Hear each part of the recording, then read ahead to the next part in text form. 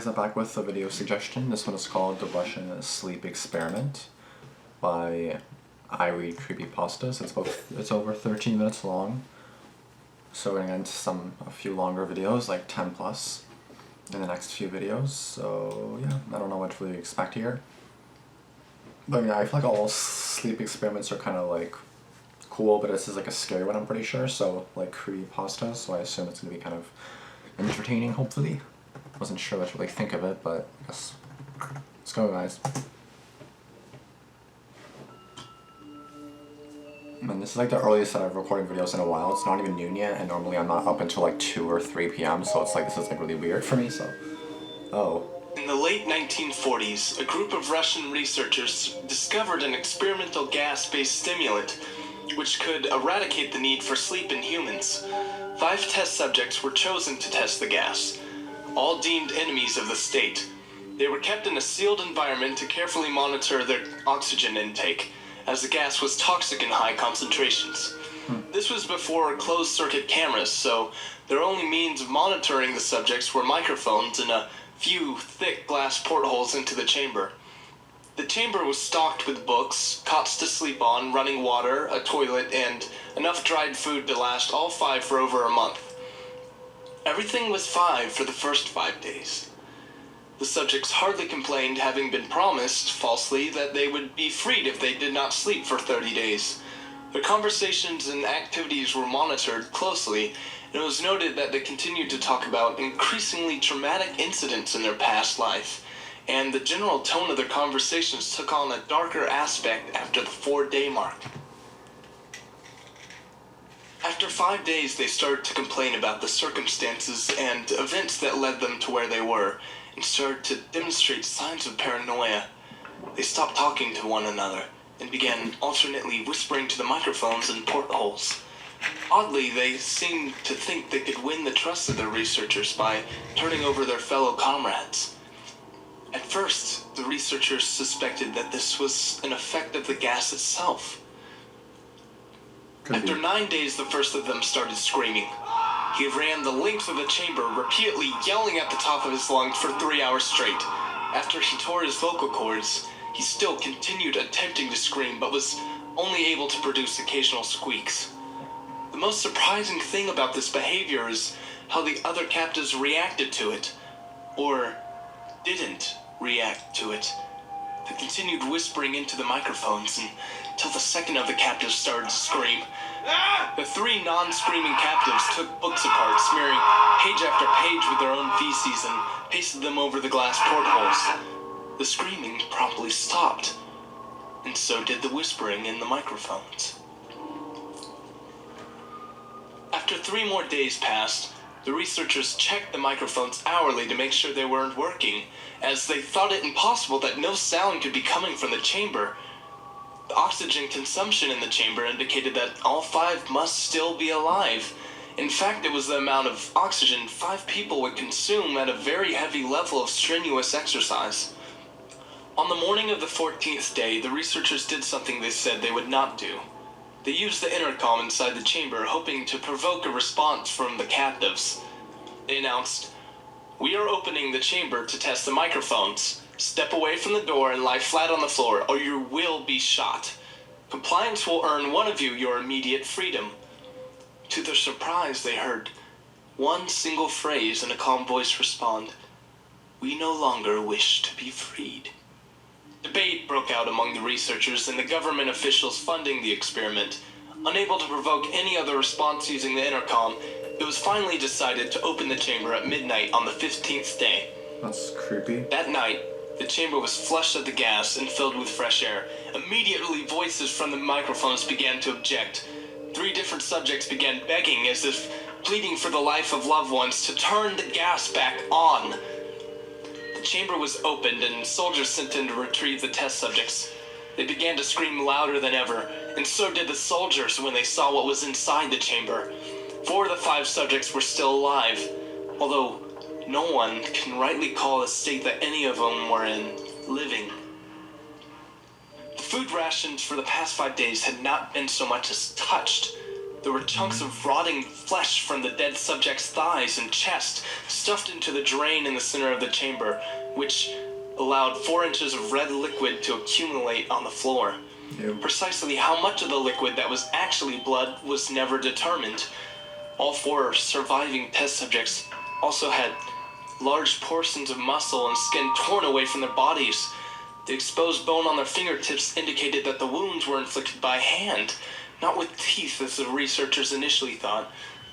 Closer examination of the position and angles of the wounds indicated that all of them were self-inflicted. The organs below the rib cages of all 4 test subjects had been removed. While the heart, lungs, and diaphragm remained in place, the skin and muscles attached to the ribs had been ripped off, exposing the lungs through the rib cage. All the removed blood vessels and organs remained intact. They had just been taken out and laid on the floor, fanning out around the bodies of the subjects.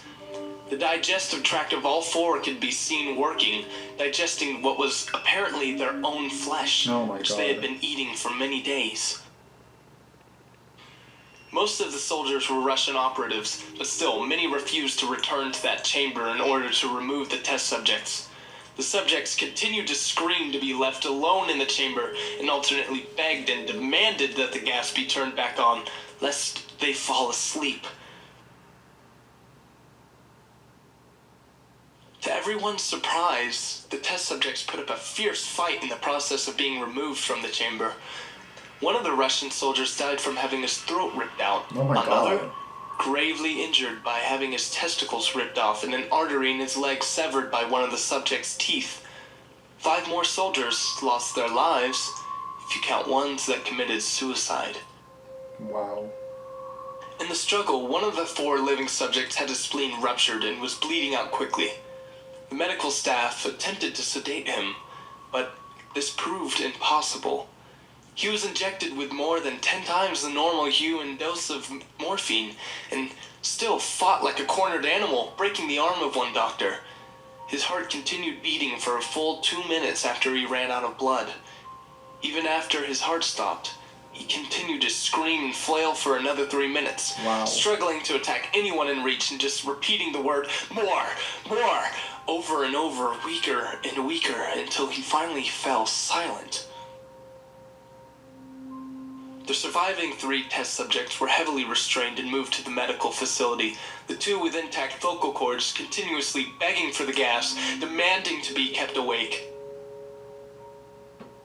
The most injured of the 3 was taken to the only surgical operating room that the facility had.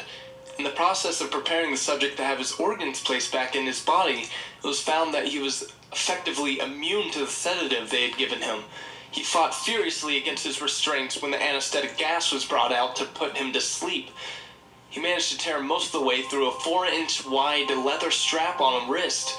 It took little more anesthetic than normal to put him under, and the instant his eyelids fluttered and closed, his heart stopped. In the autopsy of the test subject, it was found that his blood had triple the normal level of oxygen found in a human body. The muscles that were still attached to his skeleton were badly torn, and he had broken 9 bones in a struggle to not be subdued. The second survivor had been the first of the group to start screaming. His vocal cords destroyed, he was unable to beg or object to surgery, and he only reacted by shaking his head very violently in disapproval when the anesthetic gas was brought out. He shook his head yes when a nurse suggested that they try the surgery without anesthetic. He did not react for the entire 6-hour procedure of replacing his abdominal organs and attempting to cover them with what little remained of his skin. The surgeon stated repeatedly that it should be medically impossible for the subject to still be alive. One terrified nurse stated that she had seen the patient's mouth curl into a smile several times whenever his eyes met hers. When the surgery ended, the subject looked at the surgeon and began to wheeze loudly, attempting to talk.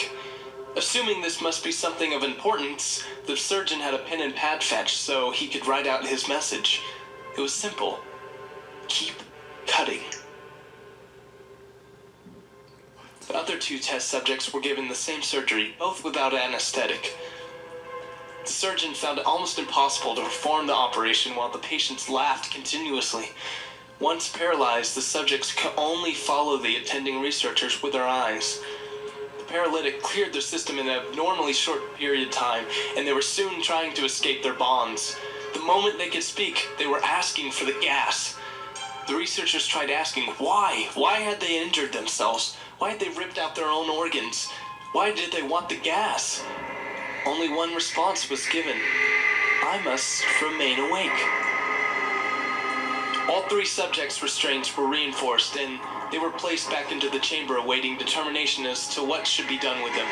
The researchers, facing the wrath of their military benefactors for having failed the stated goals of their project, considered euthanizing the surviving subjects. The commanding officer, ex-KGB, instead saw potential and wanted to see what would happen if they were put back on the gas. The researchers strongly objected, but were overruled. In preparation for being sealed in the chamber again, the subjects were connected to an EEG monitor and had their restraints padded for a long-term confinement. To everyone's surprise, all 3 stopped struggling the moment they were back on the gas. It was obvious that, at this point, all 3 were putting up a great struggle to stay awake. One of the subjects that could speak was humming loudly and continuously. The mute was straining his legs against the leather bonds with all his might.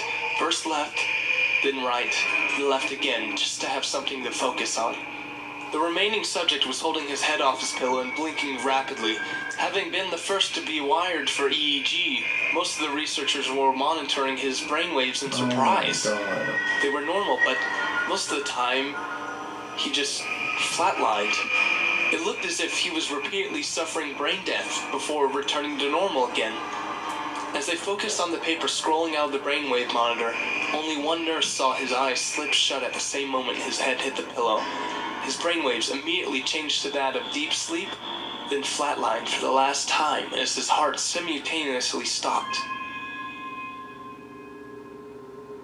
The only remaining subject that could speak started screaming to be sealed in now. His brainwaves showed the same flat lines as the other one who had just died. The commander gave the order to seal the chamber with both subjects inside as well as 3 other researchers. One of the 3 immediately drew his gun and shot the commander point blank right between the eyes, then turned the gun to the mute subject and blew his brains out. He pointed the gun at the remaining subject, still restrained to a bed, as the members of the medical and research team fled the room. I won't be locked in here with these things. Not with you, he screamed, at what can no longer be called a man strapped to the table.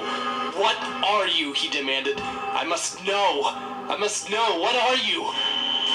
The subject smiled.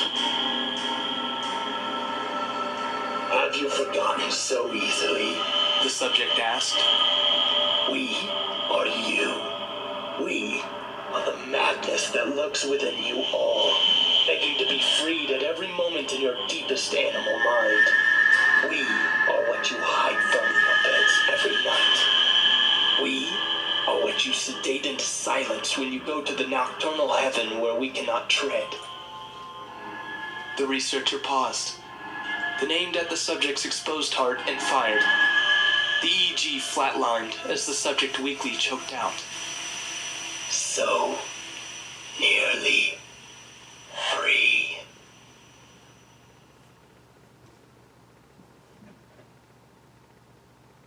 So creepy stuff. I'll close that right away. Oh my god. Even when it was like so far away, like it didn't zoom in until now, and I was like, stop zooming in, stop it, please don't.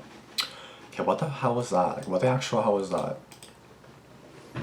Like, I didn't expect it to be that kind of sleep experiment. Like, what? So what, some kind of gas, like, if I got this right, some kind of gas just to keep them awake, right? And then just to see what happens. That's what an experiment is, see what happens.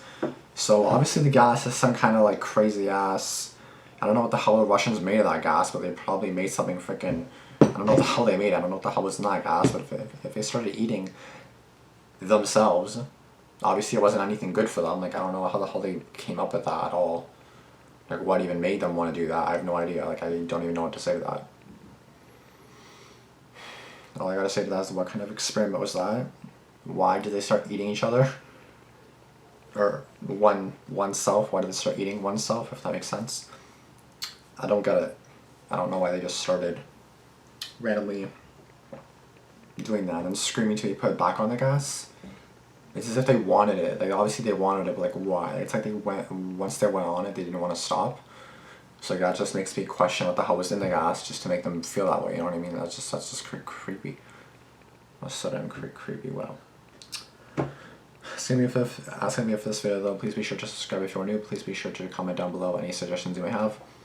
Be sure to like this video and be sure to turn on post notifications as well, so you never miss any videos I do upload. I upload twice daily at noon. Basically right now it's actually 12:01, so 2 videos probably have been released right now. So yeah, be sure to subscribe so you never miss any videos that are uploaded. And please comment down below, not only suggestions, but comment what you guys thought of this video, because I do not know if I'm missing something here, but these Russians, man, like, they're crazy if they made some kind of gas like that. I made them do that. Like, I don't know what the hell they were making, but they made something crazy.